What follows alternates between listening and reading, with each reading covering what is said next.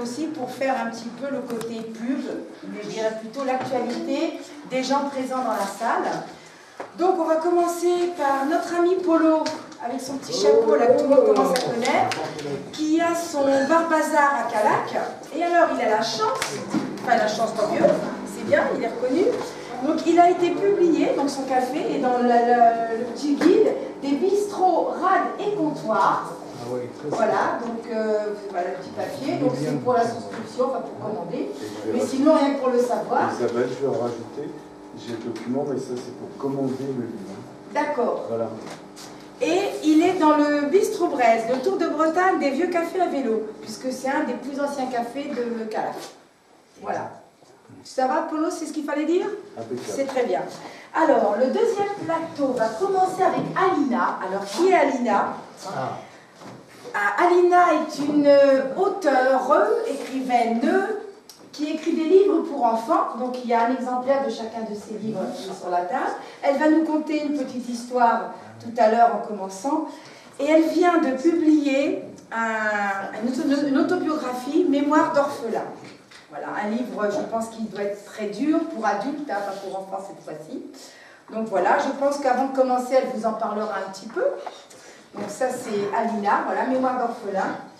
Donc je vais poser ces terres, et si vous voulez regarder tout à l'heure à l'entracte. Alors, et on continue avec le copinage d'éveillé. Alors, le copinage d'éveillé, ben, il y en a de plus en plus. Alors, le 7 novembre, c'est en principe le premier samedi du mois, donc là ça tombe le 7, c'est le Fawet, il y a une veillée. Et pour ceux qui ne sont pas du tout dans le coin du Fawet, pas de problème, le 7 novembre, il y a aussi une veillée à Saint-Nicodème, avec Gérard, voilà l'organisateur qui est là. Ça s'appelle les soirées éveillées. Le 9 novembre, c'est à Saint-Ignoc, à côté de Saint-Brieuc. Ça s'appelle quoi de neuf à Saint-Ignoc? Jugon plutôt, plus proche de Jugon, d'accord. Voilà. Le 15, c'est à Saint-Agathon, à côté de Guingamp. Le 22, c'est Trémévin, les fondateurs des veillées. Donc Trémévin, le 22. Et le mois prochain, le 27, de nouveau Belle-Île, donc ici, hein, c'est les nôtres, les veillées belliloises. Et puis le 29, à Guy-Pronvel, dans le Finistère, dans le 29, donc le 29. Voilà, je pense que je n'ai rien oublié. Donc on va commencer ce deuxième plateau avec Alina, qui va nous raconter une histoire, et qui va vous expliquer peut-être un petit peu ce qu'elle fait. À toi.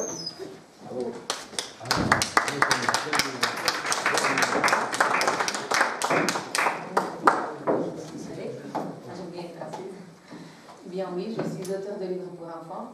J'ai commencé à écrire des livres pour aider des orphelins roumains dans un orphelinat qui est situé au sud de Bucarest, et où j'ai grandi. Voilà. Et donc, il y a déjà 2 ans, 200 enfants ont eu des cadeaux à Noël grâce en partie à ce qu'on a récolté sur les marchés par la vente de livres. Et puis après, j'ai continué. Donc, je me suis dit, allez, pourquoi pas. Lançons-nous dans cette aventure d'écriture de livres pour enfants. Et bien entendu, bon, j'avais quand même un autre projet. Il a débuté il y a 10 ans de réflexion. Après 3 années de travail, c'est mon autobiographie et qui s'intitule Mémoire d'orphelin, et donc retrace mon enfance dans 2 orphelinats de la Roumanie, communiste et post-communiste. Voilà.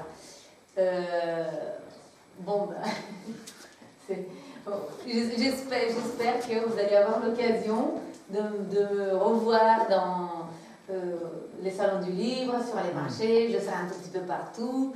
J'ai plusieurs pages Facebook, l'une pour le livre, l'autre pour l'auteur, et un site internet. Donc toutes les informations de toute façon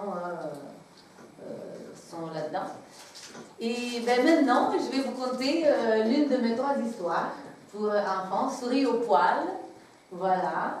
Et souris au poil, eh bien, c'est la petite souris Musculus. C'est une petite souris grise de maison. Alors,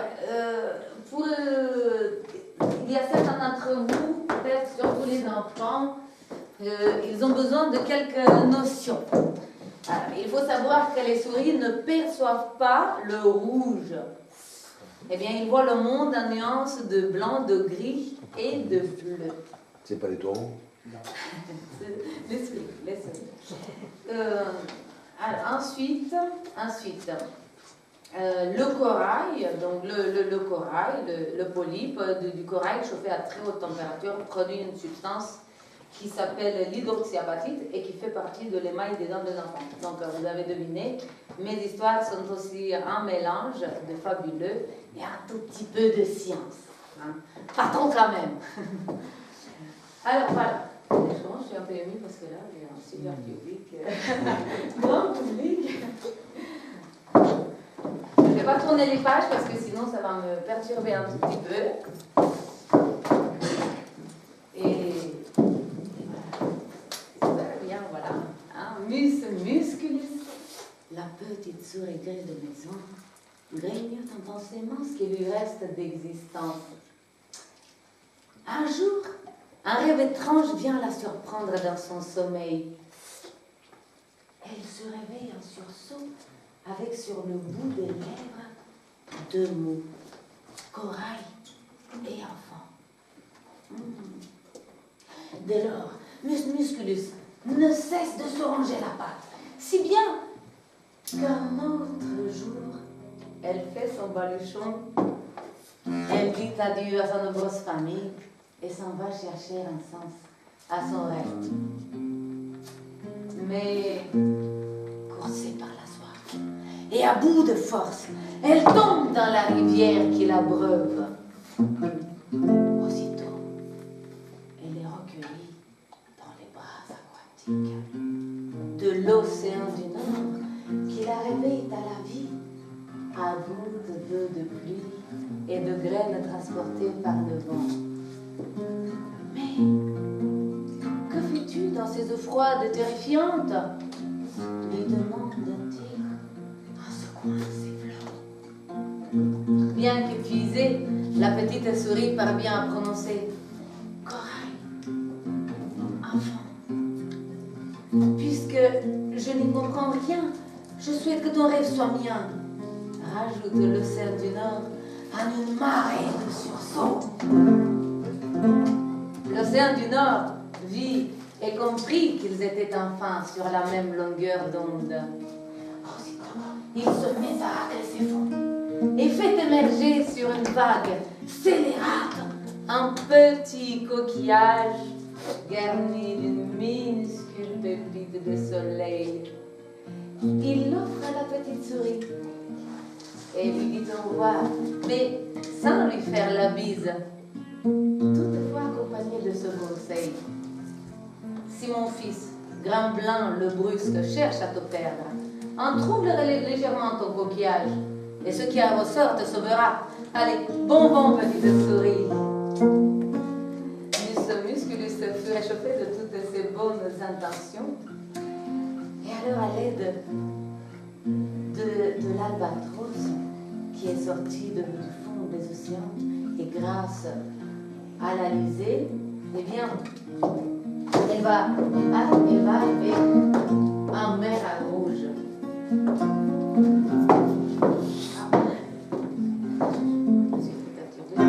Alors, suivant la prédiction de l'océan du Nord, dans un ciel sans orage, sur une mousse blanchâtre, Grand Blanc le brusque s'annonce en rafale violente. Prise de panique, Musculus s'entoure de son coquillage. Une voix se fait entendre. Je m'appelle Alizé et je garde l'albatros à l'abri de la colère de Grand Blanc le brusque. Tu t'envoleras avec lui vers ton ultime destination, la mer Rouge. C'est là-bas que tu rencontreras celui qui changera le cours de ton existence. Eh bien, le petit cœur de Musculus fut réchauffé de toutes ses bonnes intentions. Toute voile dehors, l'albatros l'amena jusque dans la mer Rouge, où elle était attendue par Corail. De flots et de vagues, de vent et de brise, voici parvenue au bout de son voyage la petite souris grise. Corail, mais quelle surprise!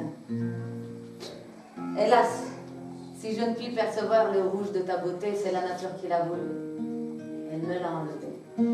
Mon monde est blanc et gris et bleu, mais sois-en rassuré, c'est le rouge et la passion. La passion, je l'ai.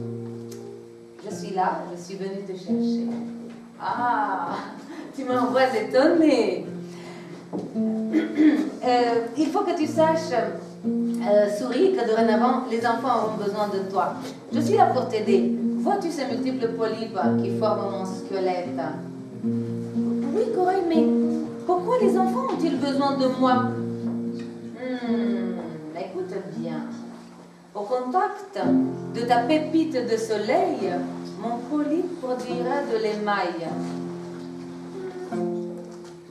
Ça y est, elle a tout compris. Elle a compris. Je suis contente de connaître enfin la signification de mon rêve. Hop, Mus, avant de t'en aller, n'oublie pas de leur laisser sous l'oreiller un message de ton passage. Dentelé par ton coquillage monnayé pour une dame définitive émaillée. Eh bien, merci de ton conseil, Corail. Et au revoir. Mus est rentrée chez elle, mais cette fois, on est dans un chaud parce qu'on est en mer Rouge. Et elle se bâtit une immense maison, laquelle fut bientôt remplie, eh bien, vous l'imaginez, de montagnes de dentelés. C'est pourquoi aujourd'hui, bien, chères mesdames, messieurs, enfants, vous comprendrez aisément que depuis, la petite souris, ça se voit sur les dents.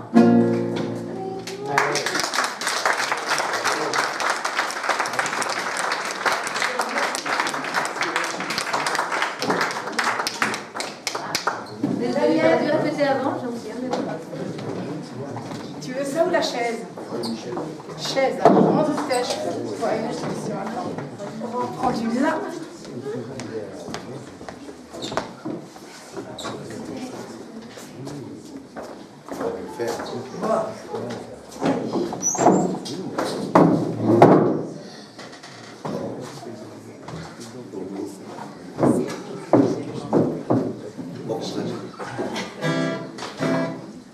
Chanson de Jean Ferrat.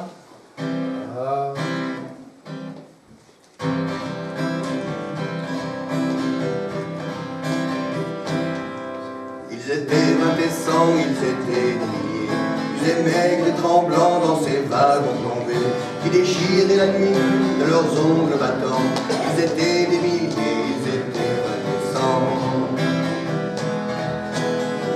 Ils se croyaient des hommes, n'étaient plus que des nombres. Depuis longtemps leurs dés avaient été jetés. Dès que la main retombe, il ne reste qu'une ombre. Ils ne devaient jamais plus revoir un été.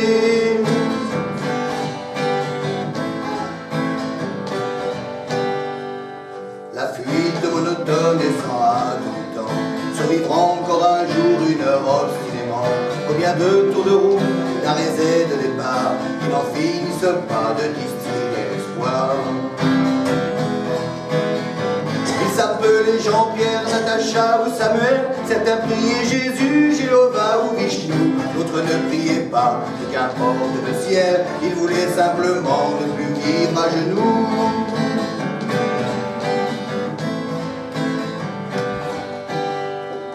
Ils n'arrivaient pas tous à la fin du voyage. Ceux qui sont revenus peuvent-ils être heureux? Ils essaient d'oublier, et ce n'est qu'à leur âge, les veines de leurs bras doivent devenir si bleues. Les Allemands bouquetaient du haut des miradors. La lune se taisait comme vous vous taisiez, en regardant au loin, en regardant dehors. Votre chair était tendre à leurs chiens policiers.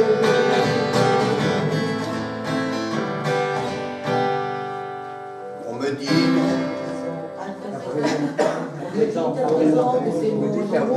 à présent que ces mots, qu'il ne vaut mieux chanter que des chansons d'amour, que le sang s'écheville en entrant dans l'histoire, qu'il ne sert à rien de compter les guitares. Mais qui donc est de taille à pouvoir m'arrêter? L'ombre s'est fait humaine, aujourd'hui c'est l'été. Je twisterai les mots, s'il fallait les twister, pour qu'un jour les enfants sachent qui vous étiez.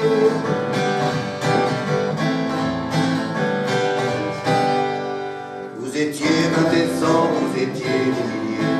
Vous êtes maigres et tremblants dans ces wagons tombés qui déchiriez la nuit de vos ongles battants. Vous étiez des milliers, vous étiez 20 et 100. Ouais.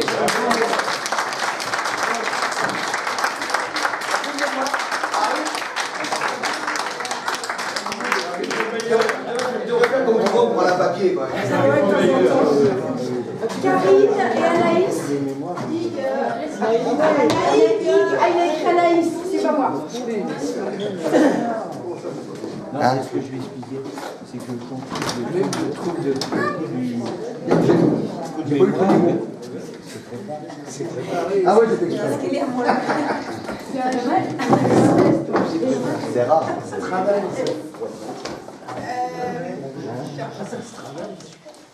On va vous lire l'histoire qu'Anaïg a écrite cet été.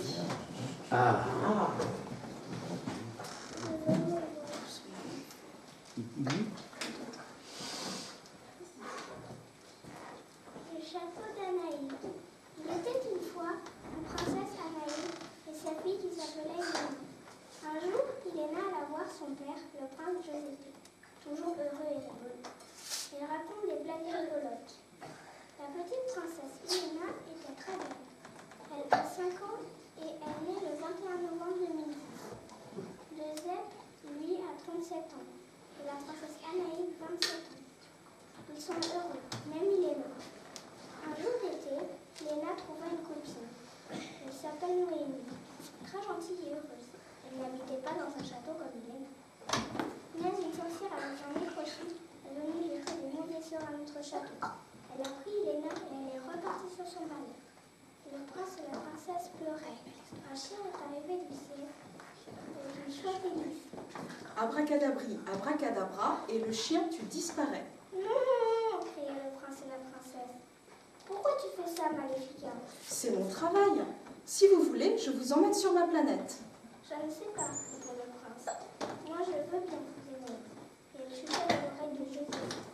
On lui a posé ce Ah ah ah!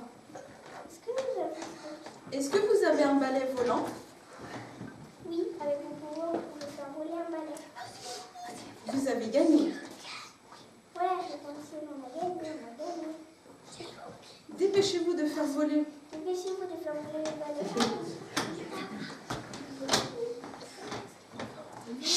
Maléfica emmène Anaïg, Giuseppe et Noémie sur le balai magique. Nous allons sur la planète de Maléfica. On retrouve Helena. Maléfica les a fait peur au début. Donc on va là où il y a Helena. Maléfica, que fais-tu? Je te le répète, c'est mon travail. Que vas-tu faire de nous? Je vais faire une potion magique dans mon chaudron. Et puis quoi d'autre? Tu n'as pas assez? Si, voici les ingrédients. Fougère rose, rouge, verte, bleue, noire, poil d'un chat noir, des vers de terre, des crapauds, des mouches, des poules et un coq et du poisson pourri. Et voilà, tout ce que j'ai besoin. Tu es sûr? Oui, Est-ce que tu es sûr? oui, et vous allez goûter. Non, dit-il. Pourquoi non? Nous n'avons pas envie, nous n'avons pas faim. Quoi? Pas faim? Vous vous foutez de moi? Non, dit Anaïs. D'accord, vous avez gagné. Yes, dit Helena. Si, dit Anaïs. Youpi, dit Anaïs. Ouais, dit Anaïs. Chouette. Youpi!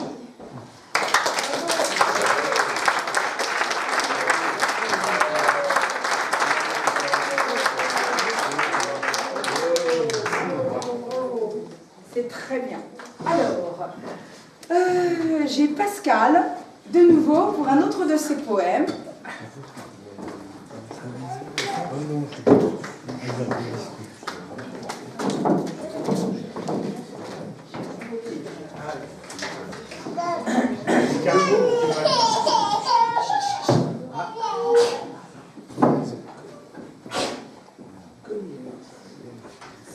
Ce matin, j'ai conversé avec un escargot.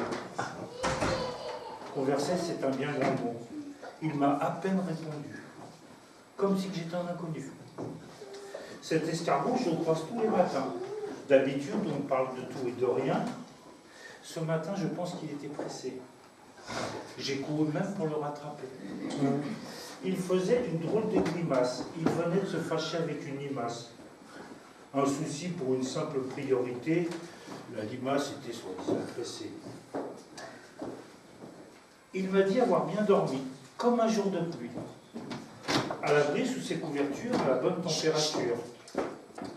Après avoir fait mon monologue, je lui ai conseillé un psychologue, spécialiste des problèmes de cœur des gens ayant une âme de voyageur. Notre conversation fut brève. Le transport n'était pas en grève. Il m'a quand même remercié du conseil que je lui ai donné. Est-ce vraiment ce matin? Peut-être dimanche prochain. Ai-je vraiment parlé avec un escargot? Je crois que ma mémoire me fait défaut.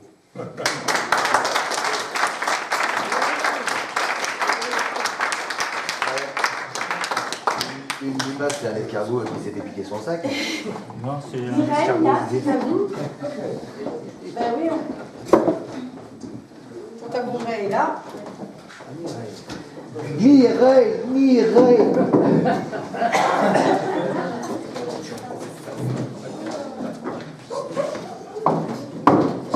À quoi ça sert? Je mets un truc ici. Bon, c'est bon pour parler comme ça. Tu veux qu'on fasse les ballons rouges? C'est pas pris? On aurait pu, hein? Alors ce soir, je vais vous chanter d'Edith Piaf, Fadam. Fadam. Avec Yann, qui a bien accepté ce soir, dernière minute. Tu peux m'aider Voilà. On a essayé plusieurs trucs et en fait, on a choisi celle-là, entre autres. Cette terre qui m'obsède jour et nuit, cette terre n'est pas née d'aujourd'hui. Il vient d'aussi loin que je viens, traîné par 100 000 musiciens. Un jour cette terre me rendra folle, 100 fois j'ai voulu dire pourquoi, mais il m'a coupé la parole. Il parle toujours avant moi et sa voix couvre ma voix. Padam, padam, padam, il arrive en courant derrière moi. Padam, padam, padam, il me fait le coup du souviens-toi.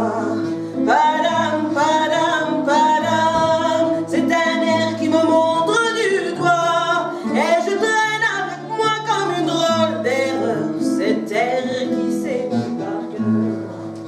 Il dit, rappelle-toi tes amours, rappelle-toi puisque c'est ton tour, y a pas de raison que tu ne pleures pas avec des souvenirs sur les bras. Et moi je revois ce qui reste, mes vers t'en font battre à ton tambour. Je vois s'entrebattre mes gestes, toute la comédie des amours sur cette terre qui va toujours.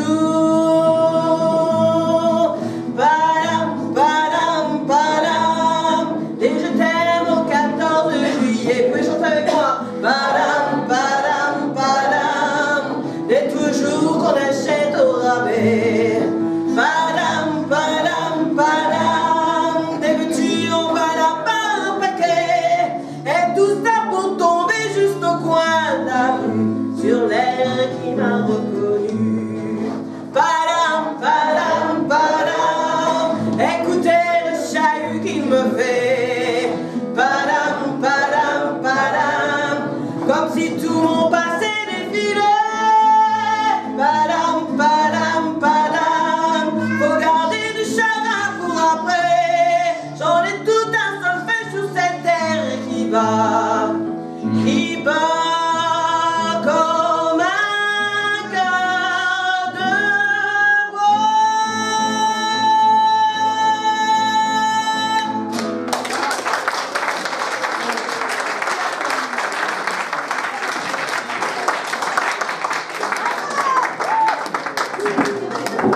du talent, veuillez béninoise, veuillez en général.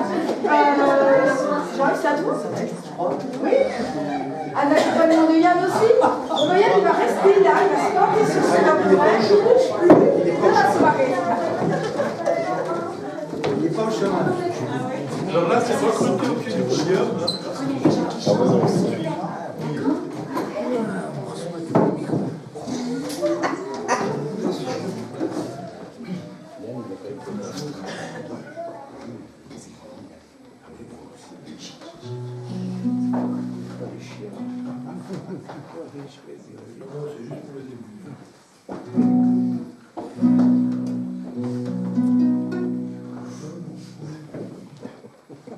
Quand on a que l'amour de Jean Paul, quand on a que l'amour à s'offrir en partage au jour du grand voyage et notre grand amour, quand on a que l'amour. Excuse-moi, oui, mais comme ça n'a pas été répété, c'est pas grave. Quand on a que l'amour. Tu veux le tuer ou quoi?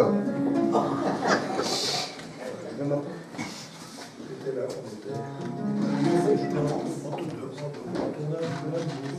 Quand on a que l'amour à s'offrir en partage au jour du grand voyage qu'est notre grand amour. Quand on a que l'amour, mon amour, toi et moi, pour qu'éclate de joie chaque heure et chaque jour. Quand on a que l'amour pour vivre nos promesses, sans nulle autre richesse que d'y croire toujours. Quand on n'a que l'amour pour meubler de merveilles et couvrir de soleil la laideur des faubourgs. Quand on n'a que l'amour pour unique raison, pour unique chanson et unique secours. Quand on n'a que l'amour pour habiller matin pauvres et malandrins de manteaux de velours. Quand on n'a que l'amour à offrir en prière pour les maux de la terre en simple troubadour. Quand on n'a que l'amour à offrir à ceux-là dont l'unique combat est de chercher le jour. Quand on n'a que l'amour pour tracer un chemin et forcer le destin à chaque carrefour. Quand on n'a que l'amour pour parler au canon et rien qu'une chanson pour convaincre un tambour.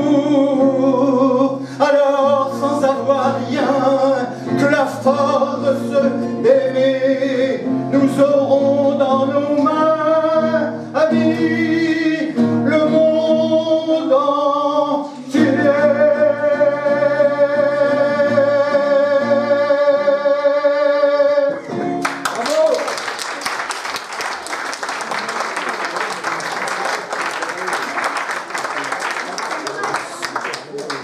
Non mais... Ah oui, je crois que là, je crois que c'est un spécial Yann. On va faire comme l'arrêté chez Hubert Carpentier, pour ceux qui ont connu. Numéro 1. Vous avez connu aussi. Si je dois tout seul, avec des textes. Oh non, ça va être plus calme.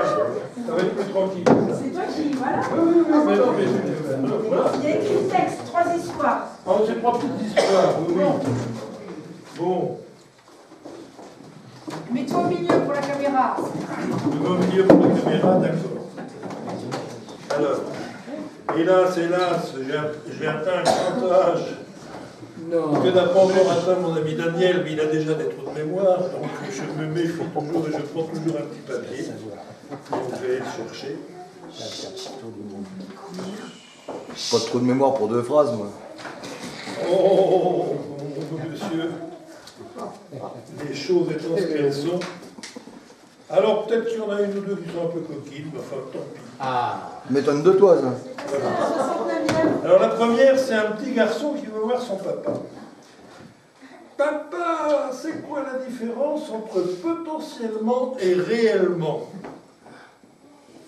Le père réfléchit un peu ennuyé aussi. Tu vas voir ta mère et tu lui demandes si pour 1 million de francs, elle coucherait avec un inconnu. Bon, le petit garçon va voir sa maman et lui demande si pour 1 million de francs, est-ce que tu ferais l'amour avec un inconnu? La maman réfléchit, elle se dit que ça fait 20 ans qu'elle fait l'amour avec son mari pour rien. Et qu'avec l'argent, elle pourrait aller voyager. Elle répond, oui, pour 1 million, je le ferai. Alors le petit garçon va voir son père, il dit pour 1 million, sa mère va avoir avec un inconnu, le père dit, tu vas voir ta soeur, tu lui demandes si pour 1 million de francs, elle ferait l'amour avec un inconnu. Alors le petit garçon va voir sa soeur. Et puis, il lui demande si est-ce que pour 1 million de francs, gna gna gna gna gna. Alors la soeur réfléchit. Elle se dit qu'avec 1 million de francs, elle pourrait partir de chez ses parents et faire tout ce qu'elle veut. Alors elle répond, ben oui, pour 1 million de francs. Alors le petit garçon va voir son père et lui dit que pour 1 million de francs, sa soeur ferait ça aussi. Alors le père lui dit, tu vois, potentiellement, on a 2 millions à la maison. Réellement, on n'a que 2 salopes.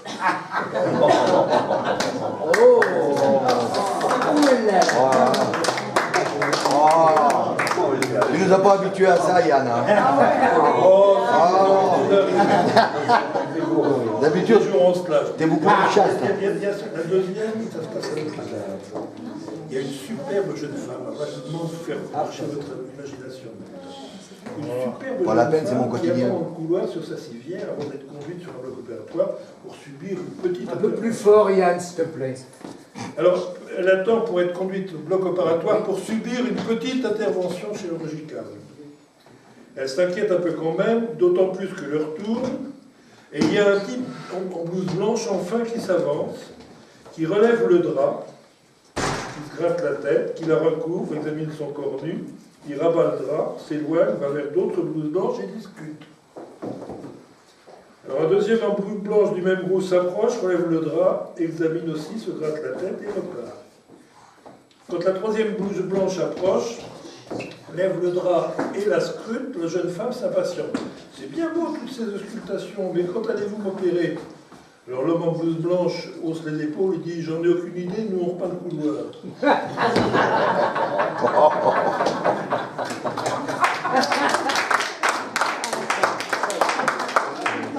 Alors, une petite dernière qui serait presque un conte pour enfants. Oui, je me méfie. C'est un ours qui poursuit un lapin à la course. L'ours, je vais t'attraper, petit salopard de lapin de merde. Vous n'avez rien entendu, les enfants. Le lapin, va te faire voir, ours. Les deux traversent un champ et se trouvent une grenouille magique. Comme dans les contes de fées, une grenouille magique. La grenouille, stoppez-la vous deux. Je suis une grenouille magique, je peux exaucer 3 vœux pour chacun. Qui commence? L'ours, c'est moi, je suis le plus gros. La grenouille, vas-y l'ours, ton premier vœu. L'ours, moi je veux que tous les ours de la forêt soient des femelles. Bon. La grenouille, pas de problème, ton vœu est exaucé, à toi le lapin. Moi je veux un casque de moto. L'ours, en regardant le lapin, t'es vraiment con, toi. La grenouille, pas de problème, ton vœu est exaucé, voilà ton casque. À toi l'ours pour ton deuxième vœu. L'ours, moi je veux que tous les ours des forêts voisines soient aussi des femelles. La grenouille, hop, pas de problème, c'est comme si c'était fait. À toi le lapin. La grenouille, pas de problème, le voilà. Moi je veux une moto puissante, la plus puissante possible, à ma taille, bien réglée. La voilà. L'ours regarde le lapin. T'es vraiment qu'un abruti. Hein. La grenouille. Pour votre dernier vœu, l'ours. Moi, je veux que tous les ours de cette planète soient des femelles. Sauf moi, bien sûr. La grenouille, ok, c'est fait. Et toi, le lapin, ton dernier vœu. Alors le lapin, il met son casque, il démarre la moto, et il démarre à fond et crie en montrant l'ours. Je veux qu'il soit pédé.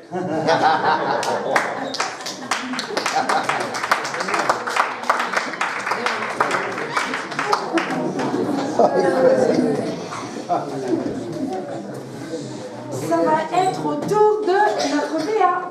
Oh, bah oui. Allez, à toi, si tu colles. Avec des brèves ou... Non, non, non. Ah. Pas de presse. Alors ce soir, je vais vous lire un texte dont quelqu'un dans la salle m'a donné... c'est quelqu'un dans la salle qui m'a donné ce texte. C'est extrait d'un livre de Loïc Demey, d'un accident ou d'amour. C'est un texte à verbal, hein, donc il n'y a aucun verbe dedans. Depuis, ma pensée se désordre. Mon langage se confusion. D'un commencement comme ça, je voiture Adèle jusqu'à la gare de l'Est. Elle se départ chez elle, distance d'ici, bien trop lointain. Elle d'amour, je l'ai énormément, mais elle sans retour, à 300 de kilomètres. Je le revois du quai, elle me cadeau d'un baiser avant disparition. Je larme, et main juste, je me rage, je me seule en voiture. Je me ville, je me boulevard périphérique, je sanglot de flux grand et m'aveuglement avec peine et courroucée. Je me vitesse et perte de contrôle, je dérapage, un arbre, ma tête secoue dans le volant. Je m'inconscient, puis ouverture un œil, rétroviseur, rien de gravité, ou presque rien. Depuis, ma pensée se confusion, et mon langage se désordre. En cause d'Adèle, à raison du choc, j'ignorance l'exact comment du pourquoi. Je me perdition des mots, je m'égarement des phrases, mes idées en déréglage et expression d'incohésion. Je, d'un accident ou d'amour. Bravo.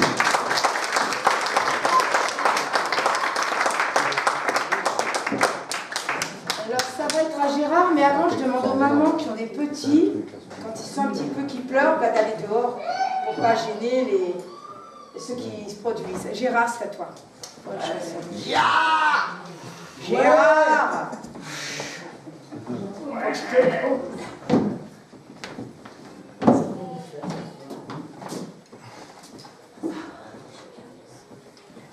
Moi qui ne suis pas sanguinaire, j'ai comme la plupart des gens des réflexes de tortionnaire dès que j'aperçois un agent. Comprenez donc que je pâlisse pour m'expliquer, non sans humour. Je viens d'entrer dans la police sans amour. Je viens d'entrer dans la police par amour. Quand l'auxiliaire féminine me stoppa d'un doigt menaçant, je constatais que ma berline se mouvait à plus de 200. Qu'ai-je fait, demandai-je tout rose. Rien me dit-elle, mais suivez-moi, et moi je vous ferai des choses que vous ne regretterez pas. Et moi je vous ferai des choses que vous ne regretterez pas. L'expression me parut étrange, prudent, je n'en laissais rien voir. Les us et les coutumes changent, avec les flics peut-on savoir. Je suivis donc la policière dans un logis qui me parut, sans bruit, sans juron, sans poussière, l'antipode d'un commissariat. Sans bruit, sans juron, sans poussière, l'antipode d'un commissariat. Là, je déballai ma vignette, ma carte grise et mon permis. Retire plutôt ta liquette, me dit-elle, alors je blêmis. Car abandonnons l'uniforme, bleu marine de la pépé. Tout aussitôt elle prit les formes d'une désirable pépé. Tout aussitôt elle prit les formes d'une désirable pépé. Combien de fois dans ma voiture n'ai-je rêvé de faire un sort aux membres de la préfecture et de leur passer sur le corps. Mais j'ignorais que tel délice puisse ainsi m'anéantir. Je suis entré dans la police sans être pressé d'en sortir. Je suis entré dans la police sans être pressé d'en sortir. C'est elle qui revint sur terre, la première que je la revis. Dans son costume élémentaire, la tenue me coupe à l'envie. J'assure la rentrée des classes, me dit-elle, mais de vous à moi, entre-temps je fais quelques passes pour arrondir mes fins de mois. Entre-temps je fais quelques passes pour arrondir mes fins de mois. Elle retournait à son service, à mon auto, je retournais. Mais un contractuel sans malice venait de me papillonner. Il s'approcha de moi servile, en me souriant à l'excès. Non, lui dis-je, je couche en ville, je préfère payer le procès.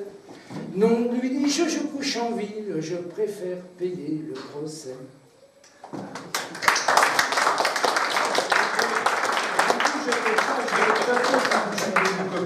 Mais c'est le Pierre Louti.